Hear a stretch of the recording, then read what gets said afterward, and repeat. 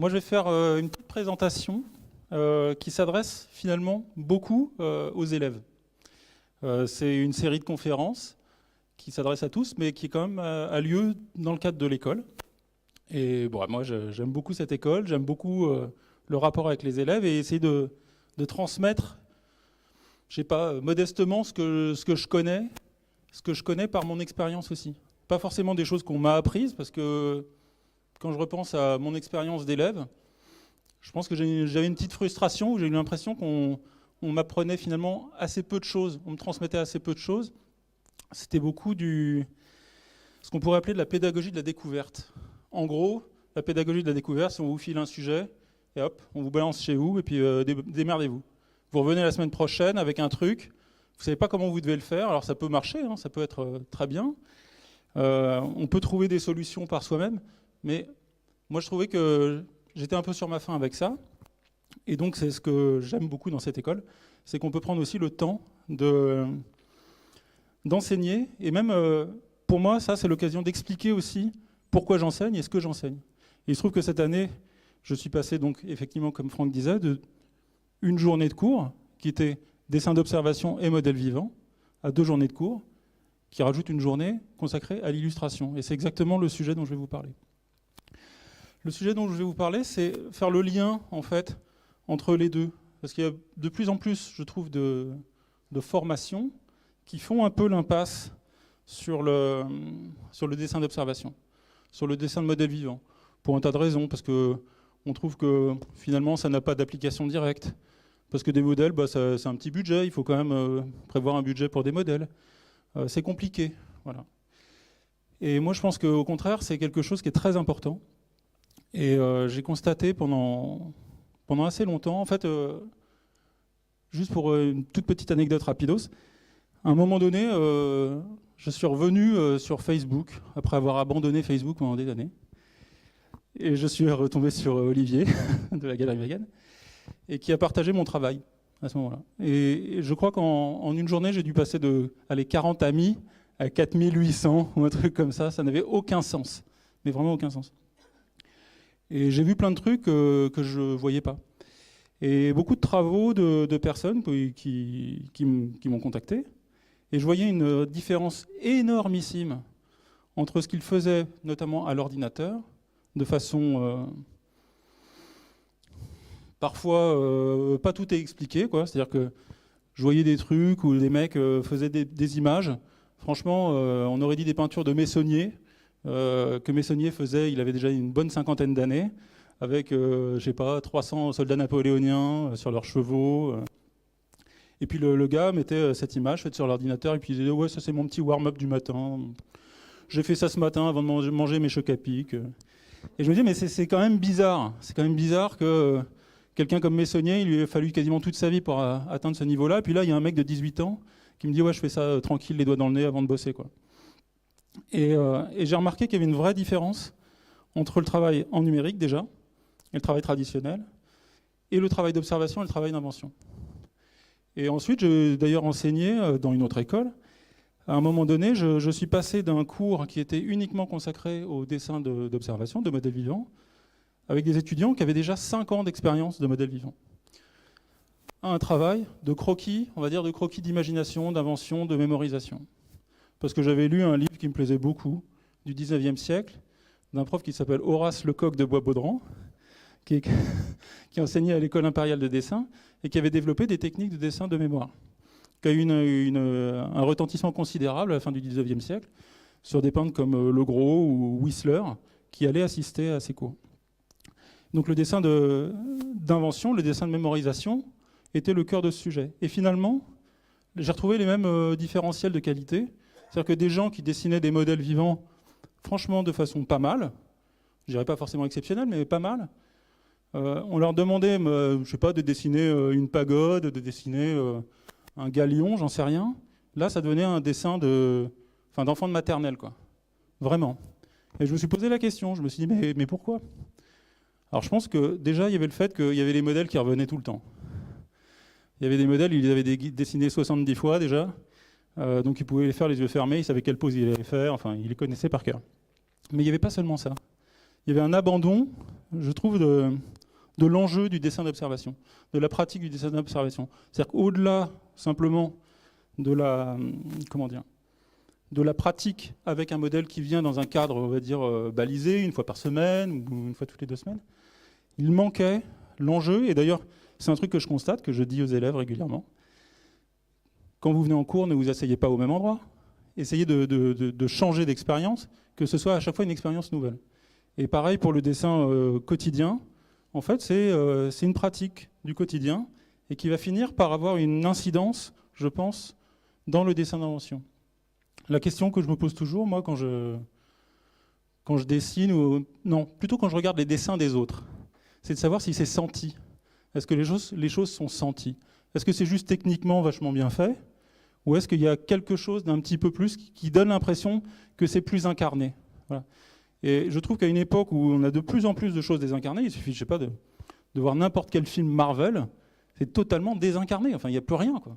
C'est des petits bouts de caoutchouc qui sautillent dans tous les sens. C'est les mêmes lumières d'un film à l'autre. Ils envoient des éclairs violets, ils ont des capes rouges. Enfin, c'est tout pareil. C'est plus incarné.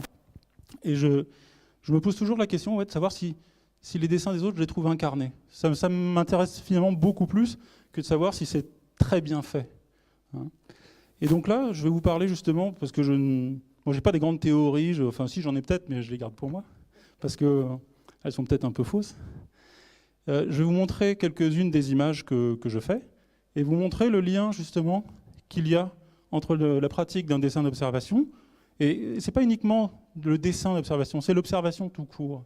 C'est passer son temps à regarder les trucs, déjà parce que c'est très agréable. C'est très agréable d'observer les choses, de les contempler, de s'émerveiller. Enfin, moi, je trouve ça vraiment chouette, quoi. Et comment ensuite on peut aussi utiliser ça comme matériau, peut-être pas matériau de base, mais en tout cas, c'est quelque chose qui va étayer les dessins, je pense. Ça a été ressenti à un moment donné, c'est venu d'une expérience réelle. Évidemment, il y a des moments où on ne peut pas dessiner uniquement d'après l'expérience réelle. Si on me passait la commande, moi je fais plus de commandes, mais si on me passait la commande de, je sais pas, dessiner une éruption volcanique, j'ai pas forcément un volcan dans mon jardin, quoi.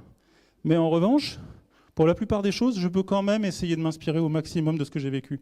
Peut-être que j'aurai pas l'éruption volcanique dans mon jardin, mais le ciel derrière, je peux l'avoir vu de ma fenêtre, tout simplement. Hein. L'épaisseur de l'atmosphère, je peux l'avoir vu de ma fenêtre. Et ça va être exactement ça, ma démarche, quand je vais faire des dessins. Alors justement, ça s'est passé par plusieurs choses. Le fait d'abandonner, ça c'est des petits dessins que je faisais avant mes chocs à pic le matin.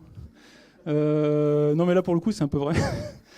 À la tablette graphique, puis j'ai abandonné la tablette graphique parce qu'en fait ça m'ennuyait profondément. Je travaillais pour la publicité, pour des films, pour du jeu vidéo, des trucs comme ça. Le problème c'est que moi je joue pas aux jeux vidéo. Les films, j'en regarde avec mes enfants mais souvent je m'endors. Et puis les jeux vidéo je connais pas, quoi. Donc voilà, c'est le genre de dessin que je faisais à la tablette, pour des personnages, des trucs, enfin voilà. Et puis j'ai décidé d'arrêter pour revenir à des techniques traditionnelles. Alors pour plusieurs raisons. Déjà parce que je vous disais, ça m'ennuyait, je trouvais que le toucher d'un stylo en plastique sur une table en plastique et regarder un écran qui n'est pas ma main, je trouve pas ça fun, quoi. Je trouve pas ça sensible, sensuel au sens propre. Ça éveille pas mes sens. Et aussi, j'ai travaillé quand même sur un certain nombre de projets où à la fin, il n'y avait rien. C'est-à-dire qu'une publicité, ça a une durée de vie 6 mois, après c'est terminé. Donc en fait, il n'en reste rien. Il y a des projets de films, ils n'aboutiront jamais. Il y a plein de trucs comme ça où j'ai participé. Et quand j'ai fait un livre sur mon travail, j'ai recherché des trucs que j'avais pu faire. Et donc je suis allé fouiller dans des vieux ordinateurs qui n'étaient même plus chez moi. Et j'ai redécouvert des trucs que j'avais fait à la tablette, j'avais complètement oublié. Alors que sur le moment, ça avait été intense. On m'appelait 50 fois par jour pour me demander de modifier un tout petit machin anecdotique. Enfin, mais j'en avais aucun souvenir. Alors que la pratique du dessin traditionnel, au crayon, au fusain, peu importe, à la plume, au bic, on s'en fout, il m'en reste toujours un souvenir. Là, pour le coup, c'est peut-être ma petite partie un peu grande théorie, mais j'aime bien l'expression de vivre l'instant présent. Et pour moi, en dessinant, je vis vraiment l'instant présent, c'est-à-dire que je le vis à ce moment-là très intensément, et par là même, je le garde avec moi. C'est-à-dire que je ne le vis pas qu'à ce moment-là. souvent je trouve qu'on se méprend sur ce que veut dire vivre l'instant présent. C'est pas juste à ce moment-là je le vis, mais je le garde, je le conserve. Et quand je reparcours mes carnets, je me dis ah mais oui, mais ça je me souviens très bien, c'était à ce moment-là, je faisais ça, tatati, tatata. Ah ma fille elle était en train de regarder la télé ou j'en sais rien. Enfin, et j'ai des très bons souvenirs de tout ça. Donc c'est aussi pour ça que je suis revenu, pas uniquement pour le plaisir de l'outil, à des techniques traditionnelles. En plus, je pense qu'à une époque où quand même l'IA est quand même une vraie question, moi je pense que pour ne pas être remplacé, il faut déjà se mettre dans une situation de ne pas être remplaçable. Hein, c'est peut-être un peu illusoire, mais j'ai un copain à qui j'ai fait un échange de dessins et tout. On a tracté des trucs, c'était sympa. Et je lui ai je lui ai fait une aquarelle. Et il m'a dit ouais, j'ai montré ton aquarelle à un pote qui a passé ça dans Midjourney. Et il a fait je sais pas, des dérivatifs de ton truc, quoi. Alors oui, ça ressemblait vaguement à ce que j'avais fait. Mais enfin, je sais pas, j'ai trouvé ça naze, quoi. Vraiment naze. Et surtout, on voyait que c'était de l'ordi, quoi. On voyait quand même que c'était de l'ordi, alors que c'était de l'aquarelle. Et donc, c'est aussi pour ça, je trouve que c'est pas une mauvaise chose de revenir un peu aux techniques traditionnelles. Donc voilà, c'est un petit peu ce genre de choses que je fais maintenant.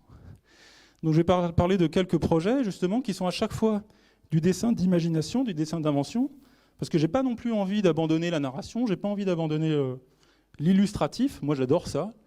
Moi, j'ai grandi en lisant des BD, en regardant des livres d'images de Edmond Dulac, en regardant des livres d'images de N.C. Wyatt, en regardant les livres de Jeffrey Jones, enfin tous ces trucs-là. Et moi, c'est ça qui me fait vibrer. J'adore la peinture de Fantin Latour, j'adore la peinture de Émile Klaus, tout ça, j'adore. Mais au fond, il y a quand même un petit bonhomme en moi qui a toujours 10 ans et qui s'émerveille de voir des choses inventées et représentées, tout simplement. Donc j'abandonne pas l'illustration, mais j'essaie de faire en sorte que chacun de mes dessins soit un peu infusé par quelque chose d'une expérience sensible. Donc même quand il s'agit de représenter des trucs qui n'existent manifestement pas, alors rien aux animaux humanisés, là par exemple, des petites inspirations toutes bêtes de la vie. Là c'est ma fille par exemple, c'est une de mes filles. Une de mes filles, elle perdait son doudou, il tombait, elle se mettait à hurler, et tout dans le détail en fait vient de ça. C'est-à-dire que c'était vraiment son pyjama, avec les petites étoiles, elle était trop mignonne. Les roues des poussettes, je ne sais pas si vous avez déjà poussé des poussettes, alors c'est des jumelles en plus. Donc les poussettes de jumelles, c'est très lourd. Et donc les roues arrière s'usent toujours bien plus que les roues de devant. Hein, parce qu'on passe une marche à un moment donné et tout, enfin, il y a plus de poids là-dessus. Donc ça fait des roues avec des bords carrés, alors que les roues de devant ont des bords tout arrondis. Et puis aussi un truc que j'adore, c'est les petites bouches sans dents des enfants, les petits bébés, les petites gencives, les sourires pleins de gencives. Et donc voilà, ça c'est des choses qui viennent de ma vie réelle. Alors, je ne dis pas que c'est très important, mais je pense que ça apporte un petit peu de niveau supplémentaire de vie et d'incarnation aux choses. Sauf que j'arrive plus à passer. Voilà. Donc voilà, ça par exemple, c'est des gens que je voyais tous les jours. Il y avait le petit guetteur de la rue des Carmes à Orléans, qui était là, qui me proposait toujours d'ailleurs des trucs. Dès que j'avais les cheveux longs, il me proposait des trucs. Quand j'avais les cheveux courts, il me proposait plus rien. C'était rigolo. Même quand j'étais avec mon fils d'ailleurs. Ça, c'est au milieu, c'est ceux qui faisaient de la breakdance dans la gare. Et puis ça, c'était les ados avec leurs Converse, leur slibard qui sort du pantalon. Enfin, c'est des choses que j'ai vues dans ma vie réelle. Voilà, c'est des choses que j'ai ressenties et que j'ai appréciées. J'ai envie de les dessiner. J'ai fait beaucoup de voisins aussi. Des voisins que j'aimais pas du tout. J'en ai fait des animaux détestables. Ça, pour moi, c'est les vacances. C'est les boomers en vacances, avec leur bâton de marche nordique, leur bouteille d'eau là, qui est coincée dans une espèce de sac quechua, le bob, enfin, voilà. C'est ma représentation d'un truc que je vois tous les étés. Bah oui, mais j'aime bien les boomers. Mais voilà. Avec le petit podomètre aussi, parce que c'est très important de montrer de faire des statistiques sur le nombre de pas qu'on a fait chaque jour, quoi. Voilà. Trouver des types aussi de professions, des caractères qui correspondent à des animaux, par exemple.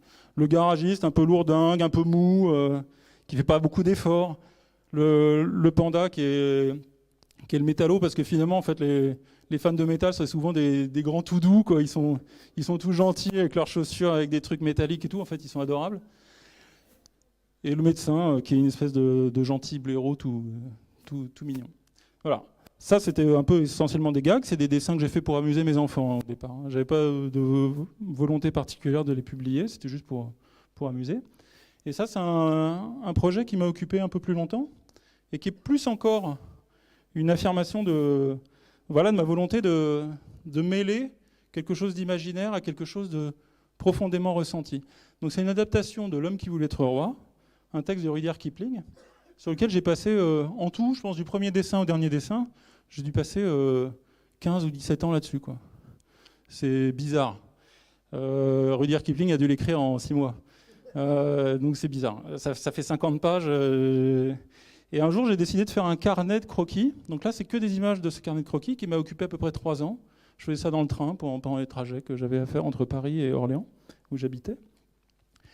Et j'avais décidé de faire ça parce que, justement, je travaillais dans la publicité, beaucoup, donc des projets très courts, des dessins en numérique. Enfin, ça combinait plein de trucs que j'aimais pas, quoi. Et il en restait rien. Et il se trouve que, mes jumelles allaient naître. Je faisais aussi de la peinture à l'huile et je me suis dit, oulala, dans l'appartement, la térébenthine, les machins, les trucs, très mauvais pour des petits bébés, quoi. Donc je vais juste m'acheter un carnet, je vais faire des dessins au crayon sur un seul sujet, parce que j'en ai marre de changer de sujet toutes les 3 semaines. On m'appelait, typiquement, on me disait, est-ce que tu peux nous faire un décor avec des collines et des nuages pour un spot Coca-Cola? Donc je dis, oui, je sais le faire. Je savais pas le faire, mais je le disais quand même. Et puis après, je sais pas, une semaine plus tard, on m'appelait, est-ce que tu peux nous faire un piment farceur et un chien rigolo, quoi? Oui, je sais le faire, il n'y a pas de problème. Mais en fait, passer à chaque fois, d'une semaine à l'autre, à un sujet différent, avec une écriture différente, une écriture graphique différente, on peut finir par avoir l'impression de se perdre complètement. Je ne retrouvais plus justement ce qui m'avait fait aimer le dessin, et notamment le dessin d'observation. J'ai des souvenirs quand j'ai commencé à dessiner d'observation, à 18 ans. Avant, je dessinais que de l'imagination ou 2-3 trucs comme ça, je sais pas, des bateaux en vacances. Mais du vrai dessin, on va dire, sérieux d'observation. J'ai commencé vers 18 ans et j'ai adoré. J'ai adoré. Je me souviens de mon premier sujet. C'était un plâtre du Christ de Vézelay, du tympan du narthex de Vézelay. Et j'en ai encore un très bon souvenir, quoi. Et ça a un peu changé ma vie. Et je me souviens de ma première séance de modèle vivant. D'ailleurs, c'était rigolo. Parce que je vois un type qui arrive, une espèce d'énorme type avec des grosses moustaches et tout. Je dis, oh putain, mais je le connais. Et en fait, c'était un type que je voyais dans mon voisinage depuis très longtemps, qui se baladait avec une espèce de costume de cosaque. Je le connais depuis que j'avais 6 ans, quoi. Puis là, je vois qu'il arrive, qu'il se fout à poil. Donc ça me fait bizarre, quoi. Mais donc, je me souviens de tout ça. Et j'ai adoré, en fait, toutes ces expériences-là. Ça m'a changé. Je suis vraiment devenu adulte en pratiquant tout ça. Et donc, de passer tout le temps d'un sujet à l'autre avec des techniques qui ne m'intéressaient pas trop, j'avais l'impression de me perdre. Et j'ai eu envie de retrouver un petit peu ces impressions que j'avais tellement aimées quand j'étais plus jeune. Donc, ce truc-là, ouais, ça m'a occupé longtemps. J'ai même appris une langue locale qui s'appelle le Khowar, qui est une langue parlée par 15 000 personnes, ce qui ne sert absolument à rien. Mais voilà, j'ai vécu complètement dans ce monde-là.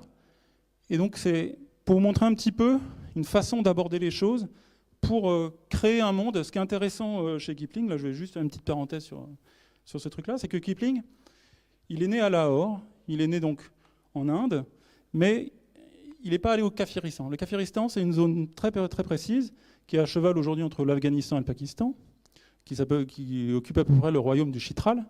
Et donc il avait entendu parler beaucoup de cette région, mais il n'y était pas allé lui-même. Et c'est une région qui cumule beaucoup de fantasmes. On imaginait longtemps que les troupes d'Alexandre le Grand s'étaient installées là et que voilà, il en restait quelque chose. Il se trouve que ce n'est pas vraiment le cas. Mais en tout cas, il y a ce fantasme qui est là. Et donc c'était intéressant chez Kipling, c'est qu'à la fois il connaissait, c'était un monde qui était un peu quand même quotidien pour lui et en même temps complètement fantasmatique. Et donc pour moi, ça a été un peu la même chose. C'est pour ça que je me suis mis aussi à apprendre cette langue et tout. Enfin, je me suis renseigné, j'ai dévoré plein de bouquins du 19e là-dessus.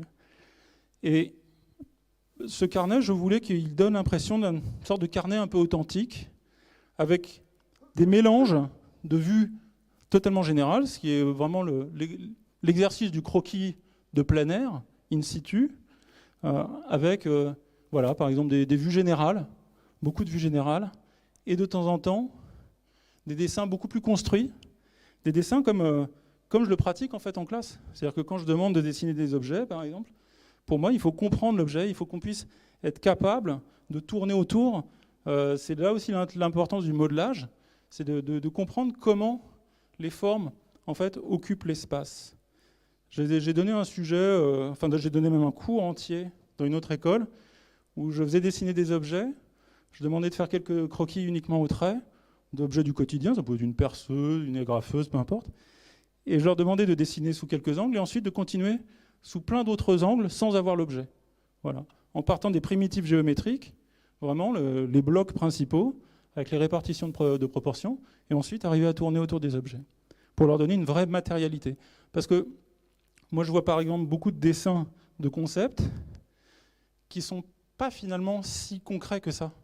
Je me souviens quand j'ai commencé à faire des concepts à la tablette, là, les machins que je vous montrais avant, j'étais en contact avec plusieurs concept artistes qui travaillaient sur l'attaque des clones. Star Wars numéro 2, je crois. Donc ça remonte un peu, quoi. Et il y en avait un qui était vachement bien, qui me plaisait beaucoup, qui s'appelait Dermot Power, qui a bossé sur Harry Potter, sur Batman Begins, sur plein de choses, et qui m'a dit « Ouais, tes décors, c'est très bien, mais tes personnages, il faudrait qu'on comprenne qu'ils puissent saisir un objet. » C'est une remarque très, très simple, mais ça m'a beaucoup marqué. Et donc, il faut que les choses occupent un espace réel. Comme moi, là, je me tiens ici, je suis dans un espace réel, j'occupe un certain volume de cette pièce, et donc je veux que mes dessins rendent compte également de cette matérialité des choses. De comprendre déjà, avant même d'aller chercher les petits détails, les petits machins posés à droite à gauche, quels sont les volumes. Parce que ça, finalement, c'est du bas-relief, c'est de l'habillage, c'est du déguisement. Hein. Mais si on va comprendre déjà comment sont les choses, la nature des choses, des cylindres, des cônes, des machins, on va pouvoir synthétiser et ensuite tourner autour et faire comprendre comment sont les choses. Et c'est ça qui va donner aussi l'impression que la chose existe. Ce n'est pas juste une espèce d'impression, comme on verrait dans certains trucs de concept, où voilà, on a une pose d'un dragon qui est vachement sympa, mais en fait, on a du mal à se figurer ce dragon dans une autre position, avec un autre angle de caméra. Ça ne marche pas. C'est une image purement plane. Donc voilà, des recherches de...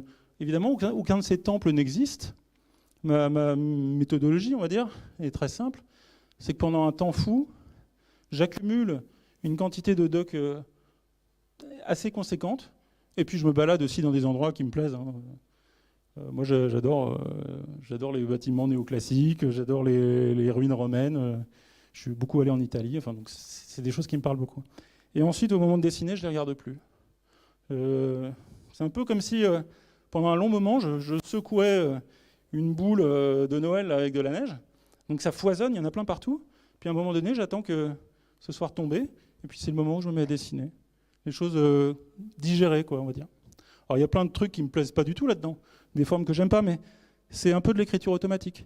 Et au bout d'un certain temps, j'espère qu'il va en sortir quelque chose. Pareil pour les personnages.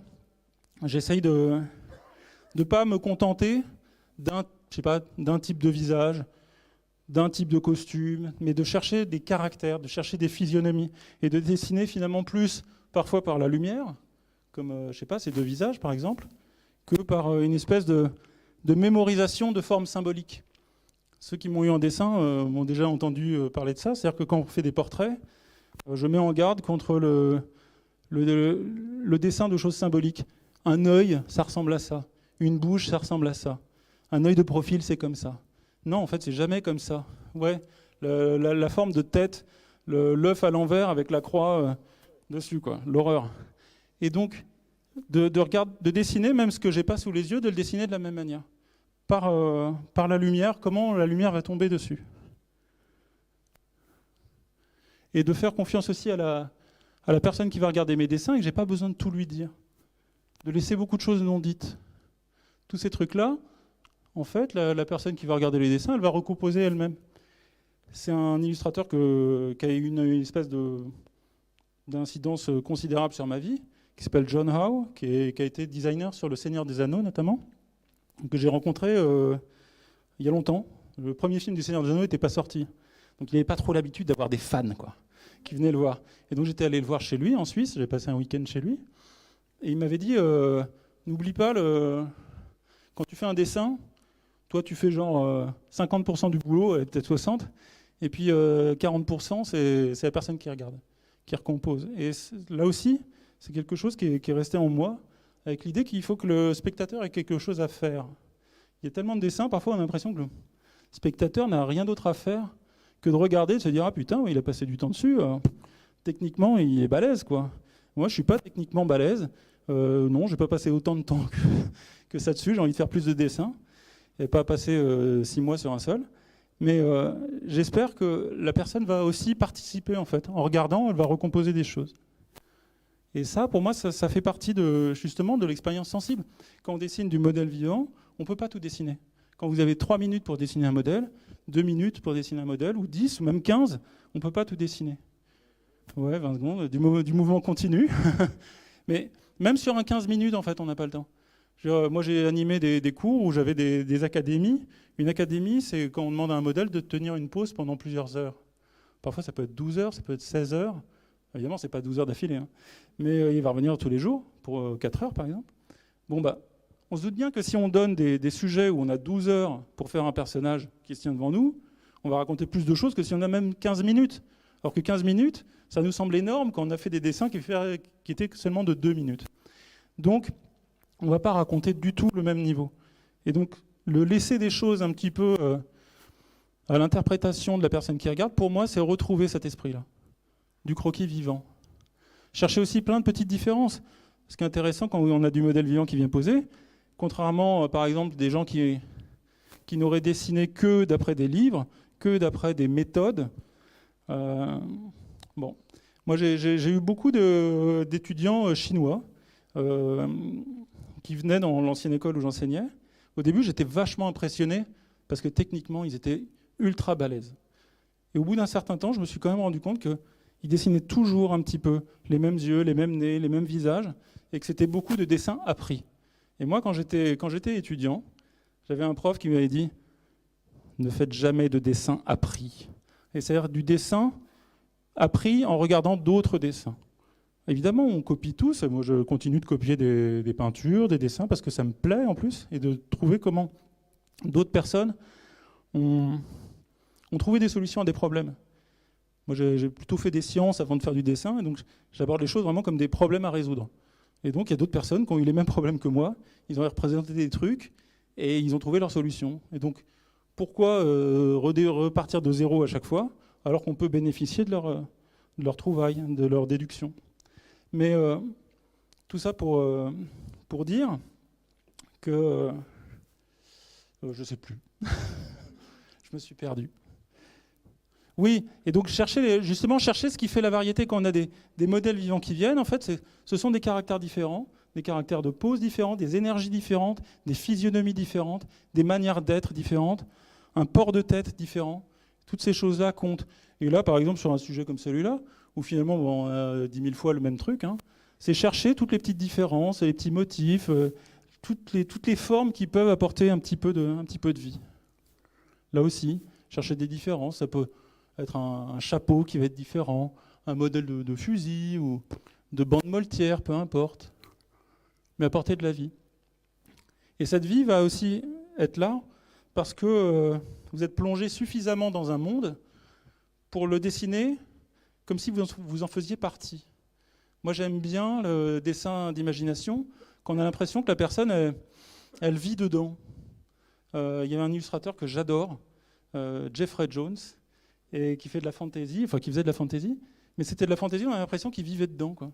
Il ne se baladait pas en touriste, en se disant, le touriste, je sais pas, moi je débarque à Venise, j'adore Venise, hein, et je vais m'extasier devant tout. On va dire, ah putain, la poignée de porte, elle est belle. Ah, la pierre, là, qu'est-ce qu'elle est belle. Même leurs arrêts de Vaporetto, là, c'est bien designé. Enfin, je m'extasie très facilement, je m'émerveille beaucoup.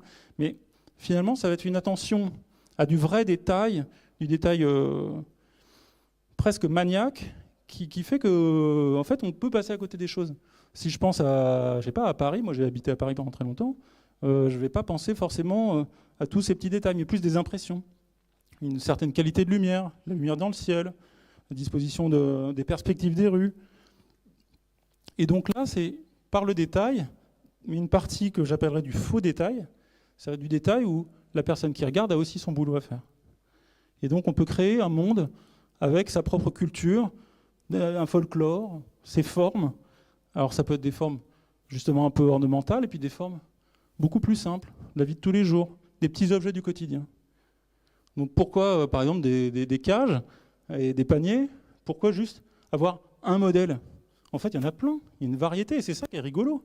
C'est essayer de trouver, et quand je parle de variété, c'est pas forcément chercher des formes pour des formes. Je vous ai pas montré de dessin sur ce sujet-là, que j'ai fait au début, mais au début, j'ai commencé à faire des dessins là-dessus à la tablette.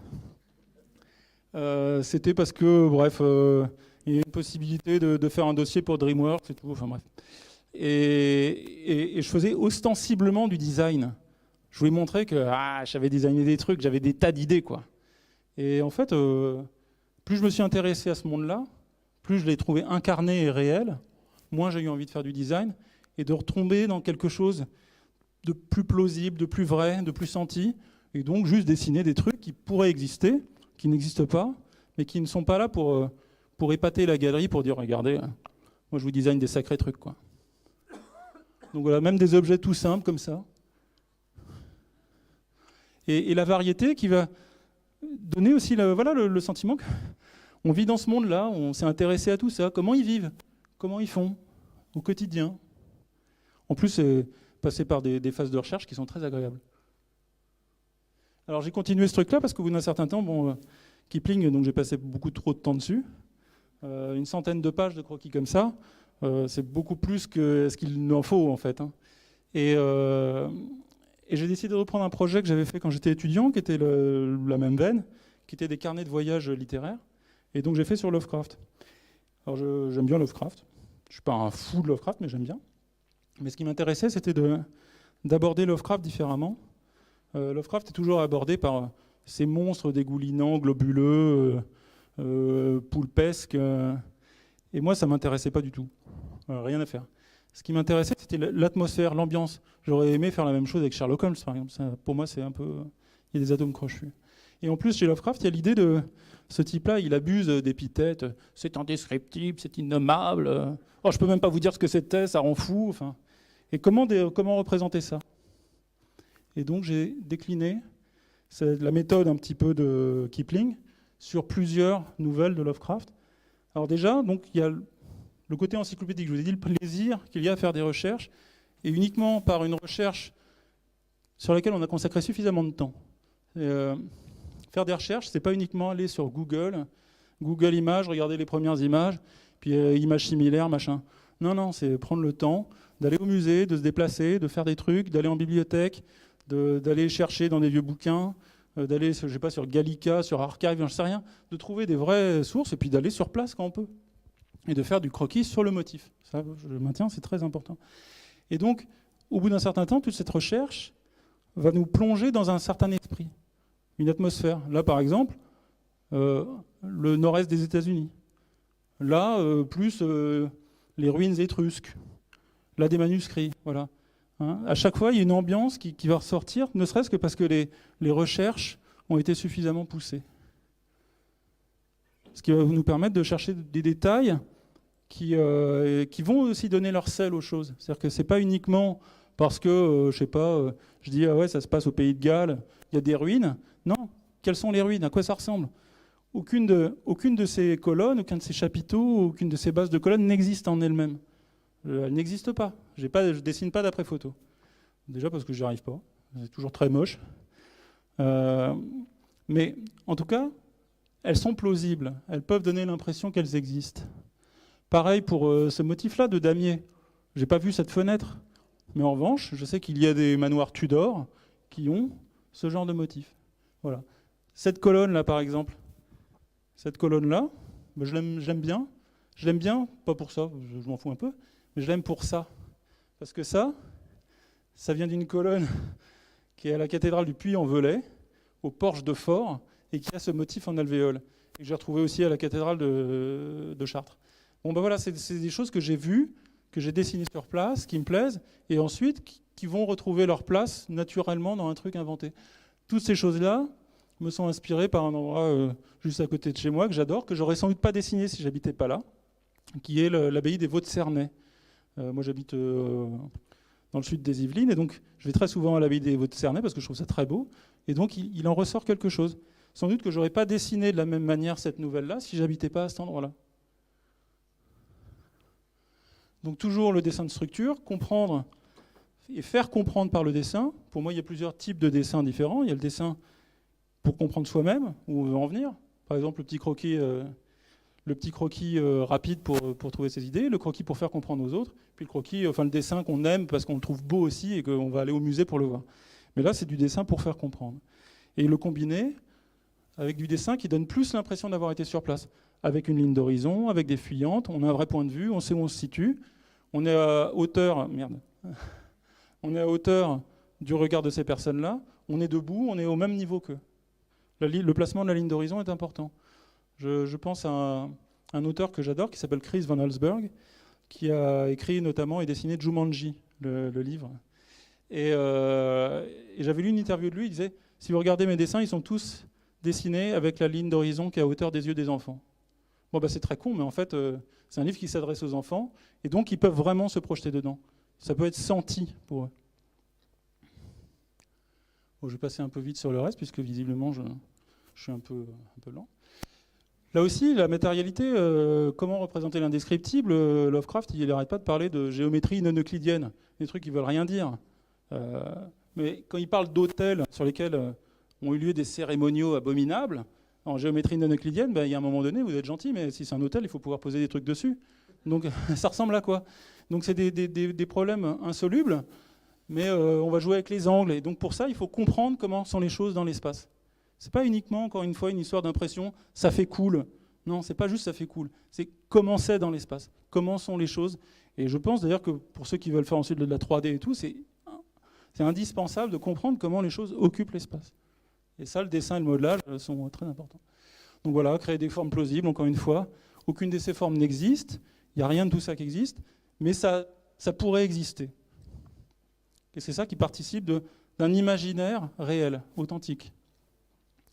Je m'inspire de formes réelles, de la vie, du vivant. Ouais. Voilà, comment représenter l'innommable à partir de choses réelles, concrètes. Donc c'est une sorte de dissection d'un rat qui tourne mal. Mais à chaque fois, voilà, ça parle de vrais champignons, de vraies formes. C'est pas des trucs complètement absurdes. D'éviter aussi la répétition, chercher la variété. C'est-à-dire que là, c'était une nouvelle où j'ai dessiné un nombre de crânes, j'en pouvais plus. Et des squelettes et des machins. Et comment éviter justement de se répéter? En cherchant des formes différentes, des placements on va dire de caméras différents. Pourquoi c'est pas si évident que ça, en fait, de se dire, tiens, je vais regarder comme ça vers l'intérieur de la cage thoracique. De jouer aussi sur des choses dont on fait l'expérience vraiment sensible et réelle, quand on est en extérieur, c'est tout simplement l'épaisseur de l'air. L'air a une épaisseur, l'air est une chose réelle, c'est pas juste un truc inanimé entre nous et les objets, et donc de jouer notamment donc, sur les effets de profondeur, de perspective atmosphérique, sur le non-dit, sur des choses qui disparaissent dans le rien, des choses qui sont juste évoquées. Et parfois vraiment jouer sur une atmosphère vraiment épaisse, qui va atténuer les contrastes, qui va adoucir les choses, qui va finir par fondre les formes les unes avec les autres. Quand je dessine ça, par exemple, je me fous complètement. Enfin non, c'est pas que je m'en fous, c'est que je fais très attention de ne pas trop en dire. Je compte là aussi sur l'intelligence de la personne qui va regarder le dessin, qui va pas se dire il est bizarre le mec, il a un dos tout bossu. Oui, en fait, il est dans un fauteuil, j'ai pas besoin de montrer qu'il y a un fauteuil. L'atmosphère est suffisante. Là, j'ai pas besoin de montrer la peinture, on comprend qu'il y en a une. Là aussi, les choses disparaissent, mais on comprend. Et puis ça permet aussi de guider le regard. Donc là encore, les effets vraiment de la vie réelle. Quand j'ai fait ce dessin-là, ce que je voulais, c'était représenter quelque chose qui donne l'impression qu'on est effectivement la nuit, sous la neige. Et je sais pas, moi j'adore, par exemple en hiver, sous la neige. Et ça devient un peu flou au bout, ça devient le bordel. Il y a tellement de trucs qui se mélangent, l'air a une épaisseur, il suffit d'avoir de la vapeur qui sort de la bouche, il y a des flocons de neige partout. Et on finit par plus vraiment voir. Quand je dessine ça, quand je fais mon plan de dessin, tout est dessiné extrêmement précisément. Tout est dessiné. Toutes les têtes là-bas sont dessinées, toutes les maisons sont dessinées. Et puis ensuite, je perds. Mais en perdant tout ça, j'espère gagner autre chose. Et là, c'est la même chose. Toutes les perspectives sont dessinées, mais je voulais cet effet un peu d'éblouissement de la lumière dans l'image. Encore une fois, l'histoire de la ligne d'horizon. Là, je place ma ligne d'horizon à hauteur du quai. Donc je peux me placer en tant qu'individu vraiment dans un port. Je peux être sur un quai de l'autre côté. Je n'aurais pas du tout la même impression si j'avais une sorte de caméra volante au-dessus et que je représentais le bateau vu de dessus, comme dans Titanic par exemple. Mais là, je voulais donner l'impression qu'on était vraiment dedans. Ne pas tout dire. On n'a pas besoin de tout dire, là encore. Parfois, on suggère, et là, la personne va vraiment faire tout le boulot suivant. Moi, c'est ces trucs-là qui m'intéressent le plus. Quand on devine un peu, on donne une toute petite impulsion, puis ensuite, la personne qui va regarder, elle va composer son truc. Mais parce que quand on regarde vraiment la nuit quelque chose, les contours sont imperceptibles, en fait. Alors, hop, ben voilà encore. Oui. Il faut que j'aille plus vite. Je sais pas, tu me dis. Bon, tout ça, c'est des recherches de design et tout, mais c'est la même logique de choses qui donnent l'impression d'exister, d'être concrètes. Donc je peux passer assez vite, hein, si vous voulez. Mais de chercher des combinaisons cohérentes. Parce que la vie est réelle, la nature, elle est cohérente. La nature, c'est pas un truc de Frankenstein. En dessin, souvent, je parle à mes étudiants de dessins de Frankenstein. C'est-à-dire qu'on a l'impression que les choses sont composées de bouts de dessins qui n'ont rien à voir entre eux et qui sont cousus les uns aux autres. Là, aucune de ces formes n'existe. Il y a des trucs qui sont inspiration vénitienne, par exemple. La cage d'escalier. Elle est dans sa forme, elle est inspirée de la maison de Goldoni à Venise. Ça, c'est des frises à coquilles de la Renaissance française, comme j'aurais pu en voir à Orléans. Enfin voilà. Donc tous ces trucs-là, ensuite, c'est à moi de les combiner de façon que ça donne l'impression d'être plausible. De comprendre aussi, en fait, comment les gens vivent. De créer, par exemple, différents types d'architecture. L'architecture plus solennelle, de la ville haute, là, la ville moyenne, la ville basse.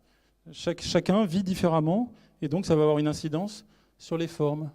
De multiplier les formes, c'est pas parce qu'on a juste des colonnes en bas ou des petites fenêtres étroites que toutes les formes vont être les mêmes. De temps en temps, est-ce qu'on vit dans un pays chaud, par exemple? Est-ce qu'on a les toits qui avancent beaucoup? C'est des questions comme ça, moi, c'est ça qui me plaît, en fait. Et c'est la même chose. Voilà, c'est pour vous dire, oui, compter les colonnes. Les choses ont une raison d'être, c'est pas uniquement parce que c'est cool. Et elles poussent dans leur environnement. Hein, ça, faut bien se dire que les formes, voilà, quand on crée une maison, pour moi, je pense toujours à la maison Falling Water de Frank Lloyd Wright. Quand il fait cette maison, il part d'un environnement réel et il crée une maison à partir de cet environnement. Hein, il ne crée pas juste une maison parce que, ouais, putain, je vais montrer que j'ai des sacrées bonnes idées. Mais il fait une maison qui pousse à cet endroit-là, comme un arbre pousse à cet endroit-là. Et tout ça s'inspire, encore une fois, de croquis faits sur le motif. Ça, c'est les petits croquis que j'ai fait à Venise. Changer les échelles, partir de toutes petites formes pour les augmenter, pour créer des nouvelles formes, mais qui donnent l'impression d'être plausibles. Là, par exemple, je vais dans les jardins botaniques, je regarde les tout petits machins, les tout petits champignons, et puis je décide d'en faire des grands machins. Comment ils vivent? Où est-ce qu'ils vivent? Donc je vais pouvoir comprendre un petit peu quelles vont être les formes. C'est pas « Ah, je vais trouver une forme et puis ensuite je vais en déduire quelque chose ». C'est « Non, je vais me projeter dans leur façon d'être, qui ils peuvent être, comment ils vivent, et à partir de là, trouver des formes. » Donc comprendre comment c'est à l'intérieur aussi. Ça, c'est le travail qu'on fait en modèle vivant. J'arrête pas de dire « Travailler par l'intérieur du modèle ». Donc ça reprend en fait le genre de crowbar que je fais pour moi-même, pour mes études perso. Et je fais la même chose avec les bestioles. Encore, c'est ce dont je parlais tout à l'heure pour le dragon. Bon, parfois, il peut avoir l'air cool sous un angle, mais pas sous un autre. J'essaye de comprendre en fait comment ils sont. Et ça part d'anatomie comparée, de croquis que je fais. Là, c'est sur des travaux de pré-production avec des petits croquis, mais justement qui gardaient l'esprit du croquis fait sur le vif. Et c'est la première fois que j'ai travaillé sur la production en faisant tout en technique traditionnelle sur du papier, et j'ai abandonné totalement l'ordinateur. Et donc j'ai fait des petites recherches comme ça à la gouache, et je voulais que ça retrouve l'esprit des croquis que moi je fais à la gouache quand je suis sur place. Là, c'est des trucs que je fais à la montagne, tous les étés, je pars avec mes enfants à la montagne, pendant qu'ils jouent, hop, je fais ça. Et ça, j'en fais plein. Et je voulais que dans mes dessins de production, il y ait ce truc-là, qu'on retrouve un petit peu ça. Et ensuite, je vais l'utiliser d'ailleurs pour faire des illustrations. Là, par exemple, ce sont des études d'arbres. Ça, c'est chez un copain vers Verdun, ça, c'est en Bretagne, ça, c'est à côté de chez moi, des peintures à l'huile, du croquis à la plume. Et ensuite, ça, c'est à Orléans, à l'huile. Et puis ensuite, je vais l'utiliser comme matériau, pas uniquement comme référence, mais c'est aussi parce que, je sais pas, j'aime bien les souches. J'ai aussi, dans mon téléphone, je vais avoir 450 photos de souches d'arbres. J'ai eu envie de faire une image comme ça, mais parce que ça vient de quelque chose que j'aime au départ. D'ailleurs, pour cette image, j'ai jamais montré les croquis au directeur artistique, parce que je me suis dit qu'il allait me demander de rajouter des zombies, des machins, des trucs. Je voulais surtout pas le faire. Donc j'ai fait toute l'image, et puis j'ai dit, j'ai tellement aimé le sujet, là, t'imagines pas. J'ai pas pu m'arrêter. Donc j'ai fait l'image en couleur, sans te montrer les croquis, mais j'étais tellement pris dedans que... Donc bon, il l'a pris, mais il n'était pas très content quand même. Mais c'est pas grave. Voilà, ça c'est par exemple... Bon, désolé pour le grain de l'image, mais... C'est comment j'utilise finalement toutes mes études faites sur place, des études de vagues quand je suis à la plage avec les enfants, de vagues qui éclatent, juste la mer, les nuages au-dessus de l'eau, les nuages, tac. Et c'est ça qui me sert de matériau en fait, duquel partir. Donc ça, là aussi c'est une illustration prétexte. C'est Cthulhu de Lovecraft. Il est tout petit dans l'image, c'est une blague ce truc. Ce qui m'intéresse, c'est ça en fait. C'est reprendre tout ça, c'est retrouver le plaisir que j'ai avec ça. Et en même temps, je suis dans le sujet, hein, je ne mens pas sur le truc. Voilà, par exemple, une image du déluge. Bon, je pars encore de mes petits croquis de ciel. Et ça, par exemple, c'est un croquis que j'ai fait uniquement d'après ça. J'avais pas de gouache sur moi, j'avais pas d'aquarelle. Donc j'ai noté, j'ai fait un petit crowbar, et puis je note les couleurs, tac, tac, tac, tac, tac. Et puis de mémoire, ensuite, je fais. Voilà, parce que j'étais dans le bus, c'était compliqué. Mais ça voilà, c'est vraiment fait sur place à la plage, pas d'après-photo. Je déteste la peinture d'après-photo. Il va falloir qu'on continue avec les autres intervenants. Ouais, je fais ça très vite. C'est pour montrer voilà, même des poses de gens qui me plaisent, parce que les gens prennent pas la pose.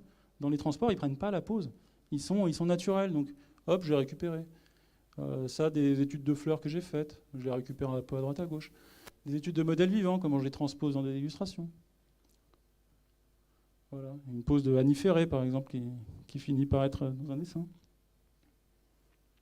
Voilà, une pose comme ça, qui finit dans un autre dessin. Annie Ferré, qui est une grande modèle de l'école Méliès.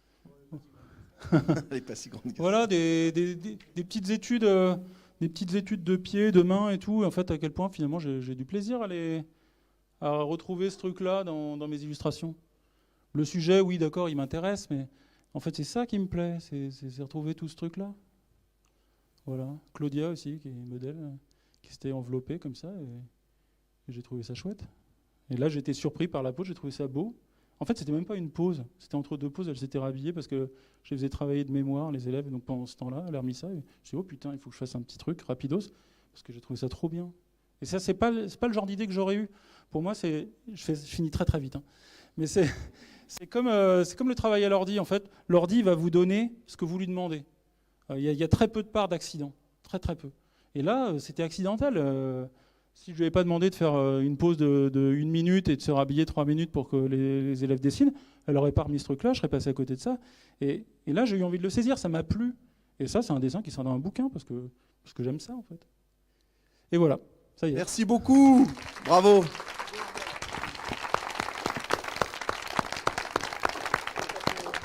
Merci beaucoup pour ton partage. Moi, je veux le garder encore 1 seconde.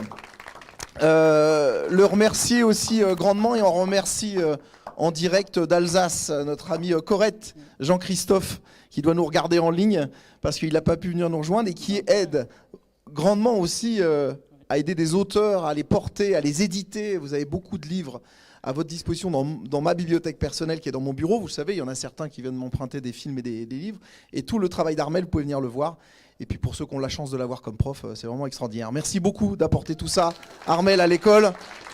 Tu es à ta place parmi les artisans de l'image. Merci beaucoup.